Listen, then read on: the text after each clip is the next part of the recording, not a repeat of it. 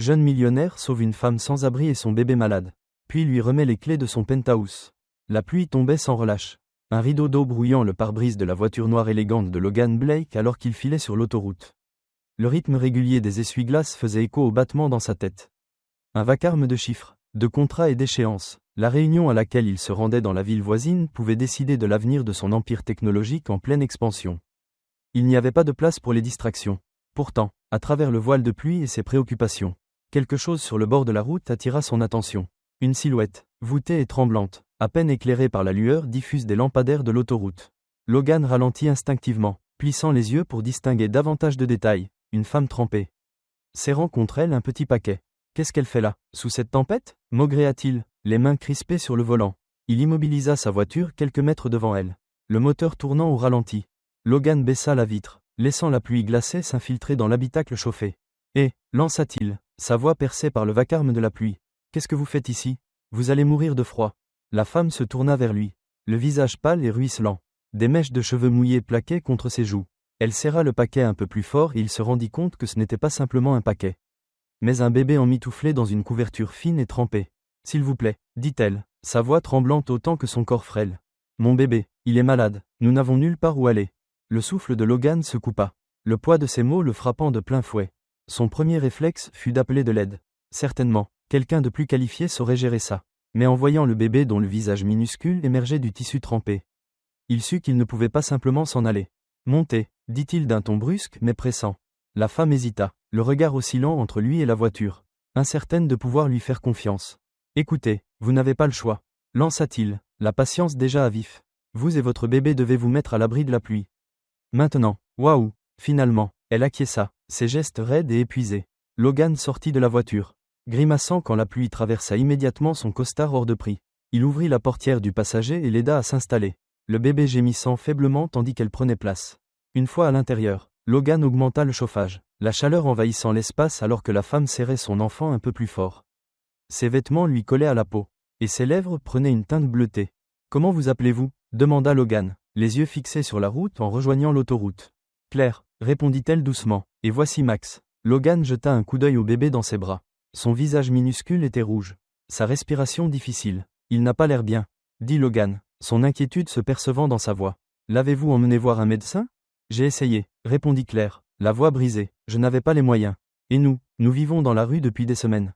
La mâchoire de Logan se contracta. L'absurdité de sa situation le rongeait. Comment pouvait-on laisser quelqu'un dans une telle détresse sans personne vers qui se tourner ? Écoutez, dit-il après un instant, je ne peux pas vous emmener où je vais. J'ai une réunion importante, mais j'ai un endroit pas loin. C'est sûr et vous pourrez y rester en attendant mon retour. Son regard s'agrandit, la peur passant sur son visage. Pourquoi feriez-vous ça ? Vous ne me connaissez même pas. Logan soupira. Je n'ai pas besoin de vous connaître pour voir que vous êtes en difficulté. Vous et votre bébé avez besoin d'aide. Et je suis en mesure de vous l'apporter. C'est tout. Claire le fixa un long moment, partagée entre l'incertitude et le désespoir. Enfin, elle hocha la tête. Merci, murmura-t-elle. Logan sortit de sa poche son double de clés électroniques. L'adresse du penthouse est déjà programmée dans le GPS. Utilisez ceci pour entrer, dit-il en lui tendant le boîtier noir et élégant. Claire hésita, ses doigts flottant au-dessus de la clé. C'est trop. Ce n'est que pour quelques jours. La rassura Logan. Occupez-vous de votre bébé, c'est tout ce que je vous demande. Elle prit la clé d'une main tremblante et murmura presque inaudiblement. Je ne sais pas comment vous remercier. Ne vous en faites pas, répondit Logan, d'un ton ferme mais bienveillant. Assurez-vous juste que Max soit au chaud et nourri. Il s'arrêta dans une station-service pour la laisser partir, observant ensuite tandis qu'elle montait dans le taxi qu'il avait appelé pour elle. Les pleurs doux du bébé résonnaient faiblement alors que la portière se refermait. Logan resta un instant sous la pluie, regardant le taxi s'éloigner. Quelque chose dans cette rencontre le laissa troublé, sans qu'il sache expliquer pourquoi. Secouant la tête, il remonta dans sa voiture et reprit la route vers sa réunion. Inconscient de l'ampleur du changement qui allait survenir dans sa vie. Les portes de l'ascenseur s'ouvrirent dans un léger tintement, révélant un espace que Claire avait du mal à appréhender. Le penthouse de Logan n'était pas simplement grand. Il était immense, s'étendant devant elle avec de larges baies vitrées offrant une vue à couper le souffle sur la ville illuminée en contrebas. Le sol en marbre poli reflétait la lueur tamisée de luminaires modernes. Et le mobilier, épuré et disposé avec soin, semblait tout droit sorti d'un magazine de luxe. Pendant un instant, Claire hésita à sortir de l'ascenseur, serrant Max plus fort contre elle. Ses vêtements humides et son sac à dos élimé paraissaient grotesquement déplacés dans un lieu si opulent. « Ça ne peut pas être réel », murmura-t-elle, la voix tremblante d'incrédulité. Max poussa un petit gémissement, l'attirant de sa torpeur. La chaleur du penthouse l'enveloppa comme une couverture réconfortante, en total contraste avec les rues trempées qu'elle avait appelées « maison » bien trop longtemps. Elle avança d'un pas hésitant, ses chaussures couinant sur le marbre impeccable. Sa première priorité était Max. Elle trouva le chemin jusqu'à la cuisine, les yeux écarquillés devant l'espace colossal. Les appareils en acier inoxydable brillaient sous l'éclairage doux, et le réfrigérateur était entièrement garni de produits frais et de boissons. Elle attrapa un biberon de lait infantile tout juste acheté au supermarché, le faisant chauffer de ses mains tremblantes tout en berçant Max dans ses bras. « Tiens, mon chéri » murmura-t-elle en lui donnant à boire, tout en s'installant sur un canapé moelleux dans le salon. Tandis que Max buvait, son petit corps se détendant contre elle, Claire se permit de respirer pour la première fois depuis des jours. Même si un poids continuait de peser sur sa poitrine. « Pourquoi quelqu'un comme Logan nous aiderait-il » se demanda-t-elle, jetant un coup d'œil à la clé électronique posée sur la table basse. Des gens comme lui n'aidaient pas des gens comme elle. C'était du moins ce que son expérience lui avait appris. Mais en voyant le visage fiévreux de Max, elle repoussa ses doutes, quelles que soient les raisons de Logan. Il avait offert à elle et à son bébé un sursis bienvenu. Au fil des jours qui suivirent, Claire tenta de s'adapter à son nouvel environnement. Au début, elle se sentait comme une intruse dans l'univers de Logan. Elle faisait très attention à ne toucher qu'au strict nécessaire, craignant de casser quelque chose qui vaudrait plus que tout ce qu'elle pourrait gagner en une vie. Mais alors que la fièvre de Max se calmait et que sa santé s'améliorait, Claire commença à se détendre. Le penthouse, autrefois oppressant, devint peu à peu un refuge. Un soir, alors que Max faisait une sieste bien méritée sur un lit de fortune improvisé avec des couvertures douces, Claire erra dans l'appartement, admirant sa beauté discrète. La reconnaissance gonfla dans sa poitrine, et elle sut qu'elle ne pouvait pas rester sans rien faire pendant que Logan leur offrait tant. Nettoyer devint sa façon de le remercier. Elle commença par de petites tâches, ranger la cuisine après les repas, essuyer les surfaces, plier les couvertures, puis, peu à peu, elle s'attaqua à des corvées plus grandes. Elle organisa les étagères, fit briller le sol en marbre jusqu'à le rendre étincelant, et s'occupa même de la lessive. Alors qu'elle travaillait, elle retrouvait peu à peu un sentiment de contrôle qu'elle avait perdu depuis longtemps. Pourtant, alors qu'elle commençait à se sentir plus chez elle, les ombres de son passé rôdaient encore dans son esprit. Une nuit, Claire s'assit près de la fenêtre, contemplant les lumières de la ville pendant que Max dormait dans la pièce voisine. Son reflet dans la vitre la fixait.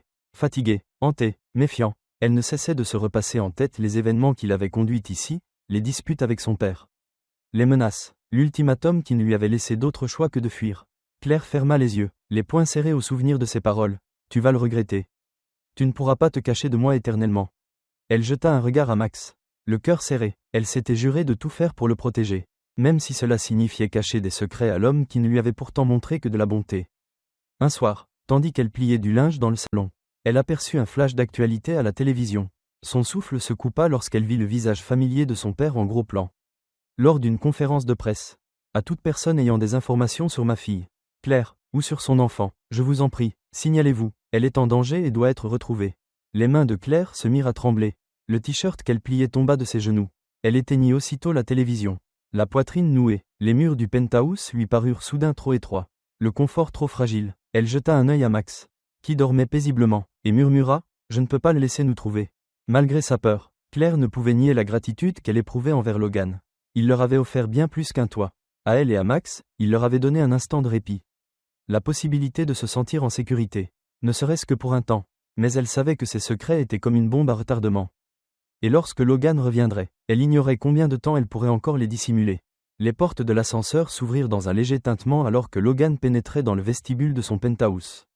Il retira sa cravate, soupirant après plusieurs jours épuisants de réunions et de négociations tardives. Il avait à peine pensé aux inconnus qu'il avait laissés chez lui, s'attendant à retrouver l'appartement tel qu'il l'avait quitté, minimaliste et impeccable. Pourtant, dès qu'il ouvrit la porte, il s'immobilisa. Une odeur douce et réconfortante émanait de la cuisine, de la nourriture ? C'était nouveau, l'air habituellement aseptisé du penthouse sentait maintenant légèrement la lavande, et une musique douce jouait en fond sonore. Le regard perçant de Logan parcourut la pièce. Le sol en marbre était plus brillant que jamais, les plans de travail impeccables, et la pile de courriers non ouverts avait disparu de son bureau. Sur la table de la salle à manger trônait un simple vase de fleurs fraîches, leurs pétales vifs tranchant avec la sobriété de la déco. Il fronça les sourcils en avançant, le bruit de ses chaussures sur le marbre semblant plus fort que d'habitude. « On ne dirait pas chez moi » marmonna-t-il, en jetant un regard aux fleurs puis aux plaids soigneusement pliés sur le canapé. Du salon, il perçut un rire doux suivi d'une voix tendre. Ensuite, le petit lapin s'en retourna jusqu'à sa maison, disait la voix. Logan tourna au coin et s'arrêta, Claire était assise par terre, en tailleur, tenant un livre d'images ouvert. À côté d'elle, le petit Max était blotti dans un tas de couvertures, les yeux grands ouverts, gazouillant pendant que Claire lui faisait la lecture. Ses vêtements humides et usés avaient laissé place à une tenue simple mais propre. L'un des t-shirts de rechange que Logan gardait dans son placard. Claire releva la tête, soudain nerveuse. « Oh, vous êtes rentré », dit-elle, sa voix chargée d'appréhension en refermant rapidement le livre. Un instant, Logan resta sans voix, voir Claire et le bébé dans son espace. Si détendu et à l'aise, le perturbait d'une manière qu'il ne comprenait pas encore. Oui, je suis de retour, répondit-il maladroitement, passant une main dans ses cheveux. C'est quoi tout ça ? Fit-il en désignant la pièce du regard. Claire se leva en lissant son t-shirt. Je voulais vous remercier, pour tout, vous n'étiez pas obligé de nous aider. Et pourtant vous l'avez fait. Alors elle hésita, mordant sa lèvre. Je me suis dit que j'allais essayer de rendre l'endroit agréable. Logan jeta un coup d'œil aux fleurs, à la cuisine étincelante et au visage radieux de Max. Agréable ? Claire, c'est comme si c'était un tout nouvel appartement. Claire baissa la tête, tordant ses mains. J'espère que ça ne vous dérange pas. Je ne voulais pas abuser. C'est juste que, vous nous avez permis de souffler, et je voulais faire quelque chose pour vous rendre l'appareil. Le regard de Logan s'adoucit en la dévisageant. Ça va, c'est très bien, en fait, je ne m'attendais juste pas à ça. Il croisa le regard minuscule de Max et lui offrit un petit sourire. On dirait qu'il va mieux, observa-t-il en hochant la tête vers le bébé.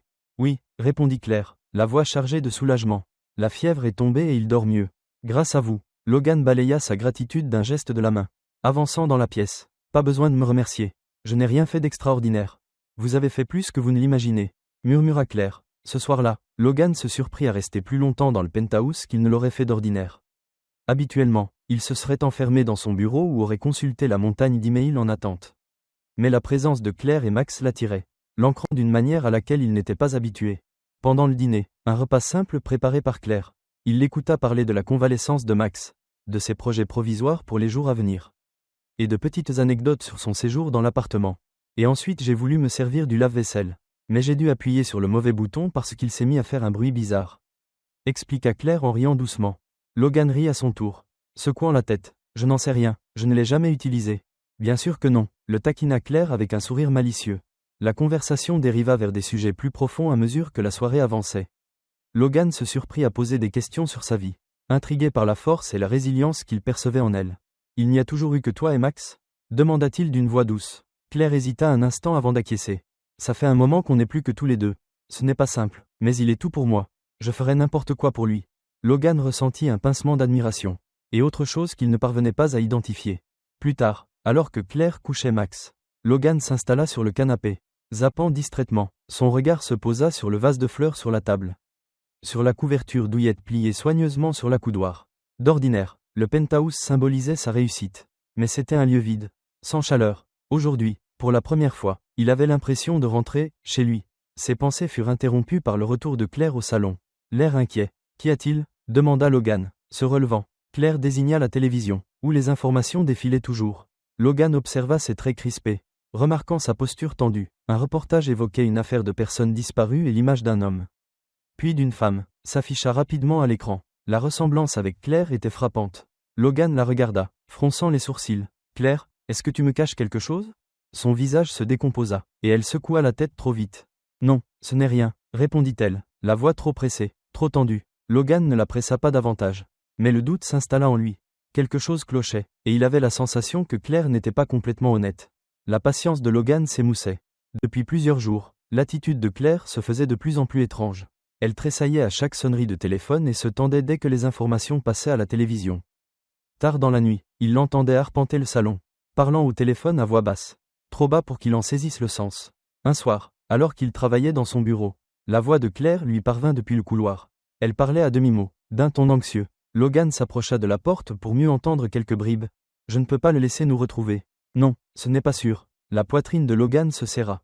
Il n'avait pas l'habitude d'écouter aux portes. Mais l'inquiétude perçante dans sa voix l'y poussait. « J'ai juste besoin de plus de temps. Max est tout ce qui compte. » Quand l'appel se termina, Logan entendit ses pas se diriger vers le salon.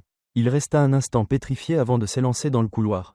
L'esprit en ébullition. Claire était assise sur le canapé, le regard rivé sur son téléphone. Lorsqu'il entra brusquement dans la pièce. Surprise, elle verrouilla aussitôt son écran, le rouge lui montant aux joues. « À qui parlais-tu » lança Logan d'une voix sèche. À accent grave. « Personne » balbutia-t-elle, fuyant son regard. Logan croisa les bras, le visage fermé. « Ne me mens pas, Claire. » Je t'ai entendu, tu me caches quelque chose. Les doigts de Claire se crispèrent sur le téléphone. Ses épaules s'affaissèrent. Logan, Qui te poursuit? Coupa-t-il, la colère montant. Et pourquoi ton visage apparaît aux infos? Claire releva la tête, la panique dans le regard. Tu as vu ça? Oui, je l'ai vu, et je t'ai laissé t'expliquer. Mais là, ça suffit. Sa voix se radoucit légèrement, même si le ton restait ferme. Je t'ai permis de rester ici. Je t'ai aidé, toi et Max, mais je ne peux pas continuer si je ne sais pas la vérité. Les larmes montèrent aux yeux de Claire et elle serra son téléphone contre sa poitrine comme s'il s'agissait d'une bouée de sauvetage. Un long silence s'installa, seulement troublé par le bourdonnement lointain de la ville. Enfin, elle prit une inspiration tremblante. Je ne voulais pas te mentir, dit-elle, la voix cassée. J'essayais juste de protéger Max. Logan resta silencieux, l'exhortant du regard à poursuivre. Mon vrai nom est Claire Montgomery. Mon père est Charles Montgomery. Les yeux de Logan s'écarquillèrent. Il connaissait ce nom. Charles Montgomery était un milliardaire impitoyable, célèbre pour ses pratiques douteuses et ses manières de magnat tyrannique.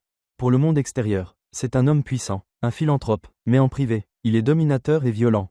Reprit-elle, la voix pleine d'amertume. Ma mère l'a quitté quand j'étais ado, mais elle n'a pas pu m'emmener avec elle. J'ai grandi sous son toit. Ses règles, ses exigences. Elle marqua une pause, essuyant une larme sur sa joue. En grandissant, j'ai voulu m'émanciper, faire ma vie, être indépendante, mais il me l'a interdit. Puis j'ai rencontré le père de Max. Une erreur que je regrette encore aujourd'hui. Mon père le haïssait, soutenant qu'il ne me méritait pas. Quand je suis tombée enceinte, mon père m'a coupé de tout. La mâchoire de Logan se durcit, partagée entre colère et compassion. Après la naissance de Max, mon père a entrepris de me le retirer.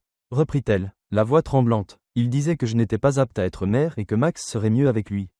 Il a déposé des plaintes, payé des enquêteurs pour me salir. Tout pour prouver que je n'étais pas capable de m'en occuper. Elle leva les yeux vers Logan, le suppliant de la croire. Je n'avais pas le choix. Il fallait que je m'enfuis. J'ai vécu dans la rue, essayant de rester hors de sa portée. Il ne veut pas Max par amour. Il veut juste me vaincre, me contrôler. Je ne pouvais pas le laisser faire. Logan exhala lentement, tentant de digérer ses révélations. Il connaissait le monde impitoyable des riches et puissants. Mais les méthodes du père de Claire le glaçaient. Pourquoi ne pas m'en avoir parlé plus tôt? Demanda-t-il, la voix plus posée. Parce que je ne pensais pas que tu comprendrais. Tu es riche, accompli, tout ce que mon père est.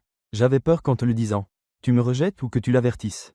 Le froncement de sourcils de Logan trahissait sa déception. Claire, je ne suis pas ton père. Je t'ai aidé parce que je voyais quelqu'un dans le besoin. Pas à cause de tes origines. Claire baissa les yeux. Je sais, je suis désolé de t'avoir menti. Mais je ne pouvais pas risquer de perdre Max.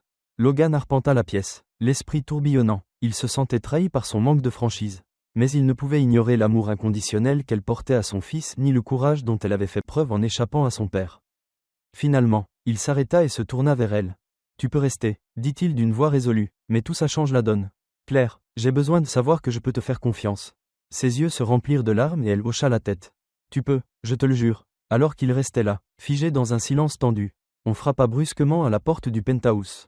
Logan tendit l'oreille, l'adrénaline montant. Claire pâlit, serrant Max contre elle alors qu'il s'agitait dans son sommeil.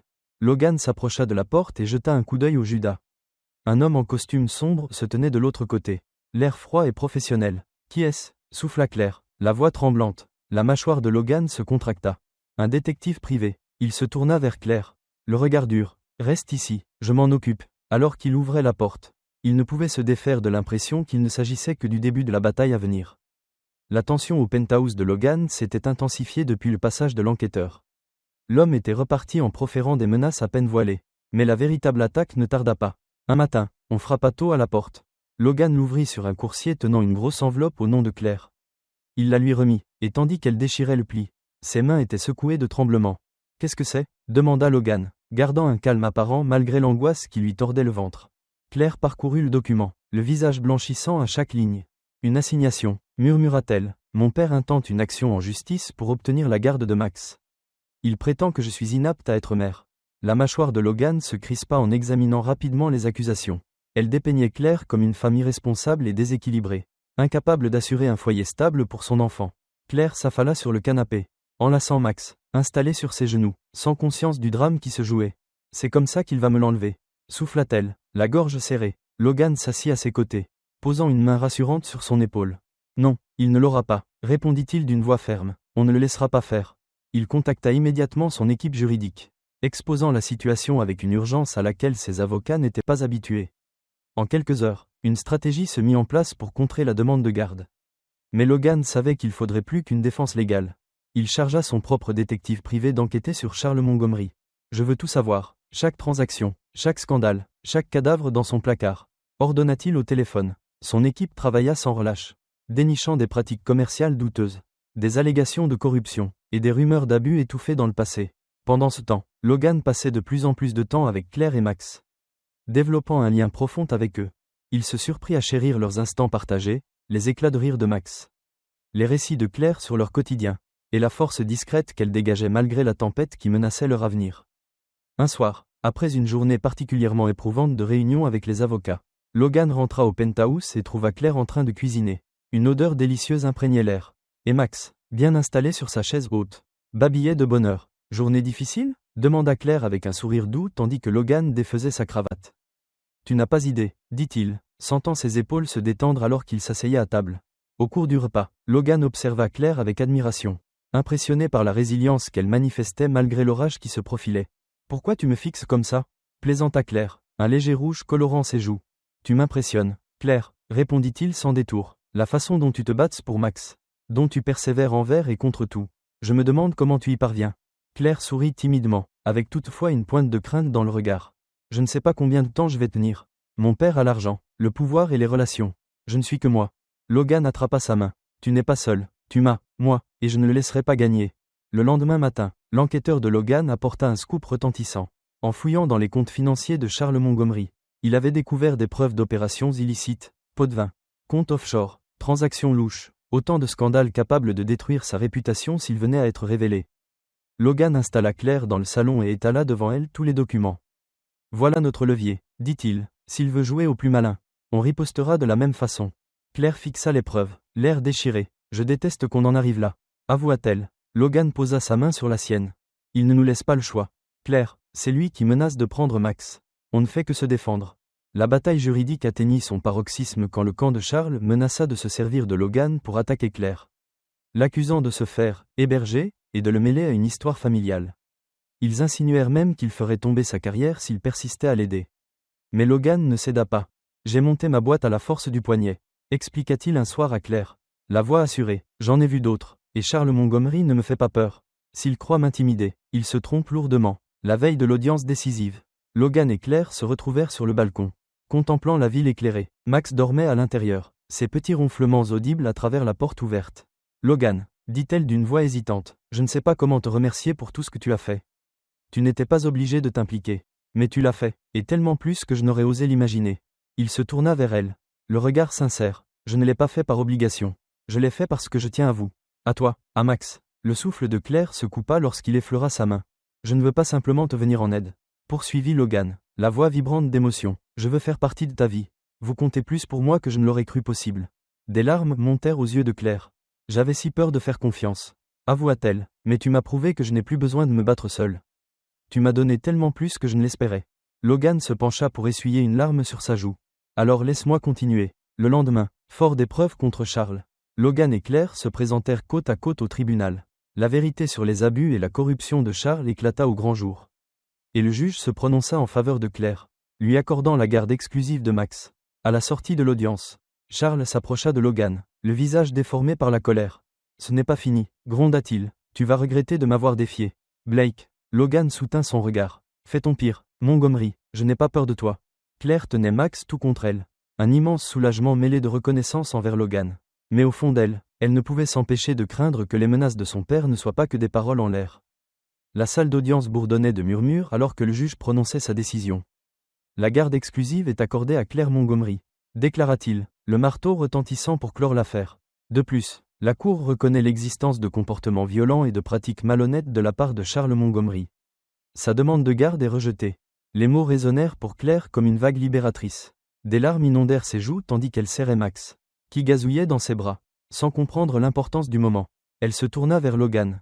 Son soutien infaillible. « Merci, » murmura-t-elle, la voix chargée d'émotion. Il lui adressa un sourire doux, posant une main rassurante sur son épaule. « Pas la peine de me remercier. Claire, c'est toi qui as mené ce combat. Tu t'es battue pour lui. » À l'autre bout de la salle, Charles Montgomery, fou de rage, dardait sur Logan un regard assassin avant de s'éclipser. Encadré par ses avocats, ses menaces et son emprise ne pesaient plus sur la vie de Claire. Libérée de ce fardeau, Claire se mit en quête de reconstruire la vie à laquelle elle avait toujours aspiré pour elle et Max. Elle choisit de rester en ville, décidée à offrir à son fils un environnement stable et aimant. Le penthouse de Logan devint leur foyer, du moins provisoirement, et Claire le transforma petit à petit, un tapis coloré dans le salon. Un coin lecture chaleureux, un espace de jeu rempli de jouets pour Max. Elle trouva un emploi dans une association locale, venant en aide aux familles en difficulté pour trouver logement et travail. Une cause qui lui tenait particulièrement à cœur, et pour la première fois depuis longtemps, elle avait le sentiment d'exister pour autre chose que la fuite et la survie. De son côté, Logan délaissa peu à peu son obsession pour sa société. Ses priorités avaient changé, centrées sur Claire et Max, qui étaient devenus sa famille. Même si rien n'était encore officiel, il se sentait déjà chez lui auprès d'eux. Quelques mois plus tard, Logan décida qu'il était temps de rendre ça officiel. Un soir, tous les trois dînaient ensemble au penthouse.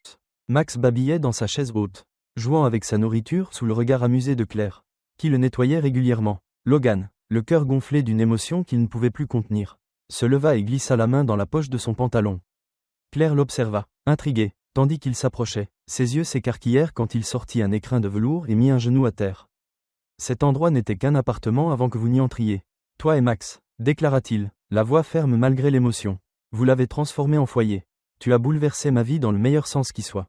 Je ne peux plus imaginer la vie sans vous. » Il ouvrit l'écrin, dévoilant une bague en diamant simple et élégante. « Claire Montgomery, veux-tu m'épouser ?» Claire eut le souffle coupé, ses yeux s'embuant aussitôt. Elle jeta un œil à Max, qui applaudit en babillant, comme s'il comprenait la scène. « Oui, répondit-elle, la voix tremblante de bonheur. Mais uniquement si tu promets de me laisser décorer l'appartement. » Logan rit et glissa la bague à son doigt.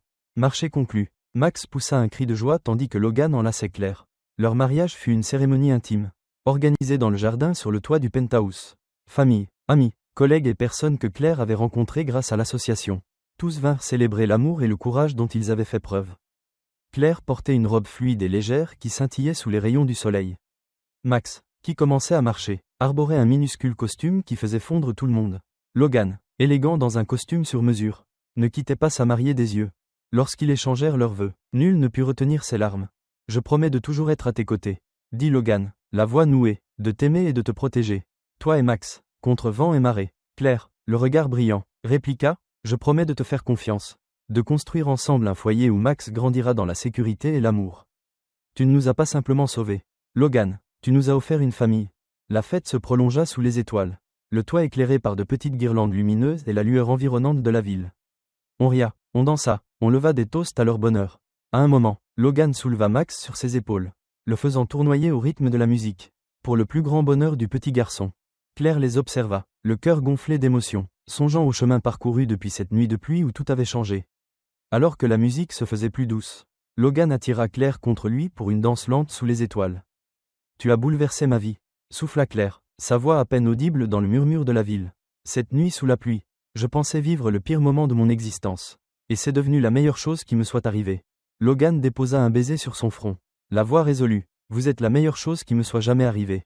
Toi et Max, et je ne vous laisserai jamais partir. » Au fil de leurs pas, entourés de ceux qu'ils aimaient et de cette ville désormais associée à leur renaissance. Leur passé difficile semblait loin derrière.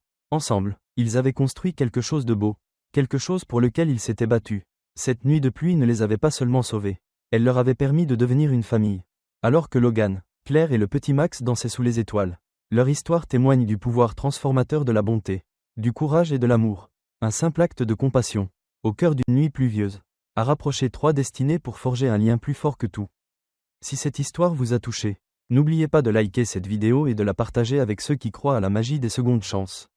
Abonnez-vous à notre chaîne pour découvrir d'autres récits qui inspirent, émeuvent et nous rappellent la beauté de la vie, même dans ces moments les plus inattendus. Activez la cloche de notification pour ne manquer aucune de nos histoires réconfortantes. Merci de votre présence et à très bientôt pour une nouvelle histoire.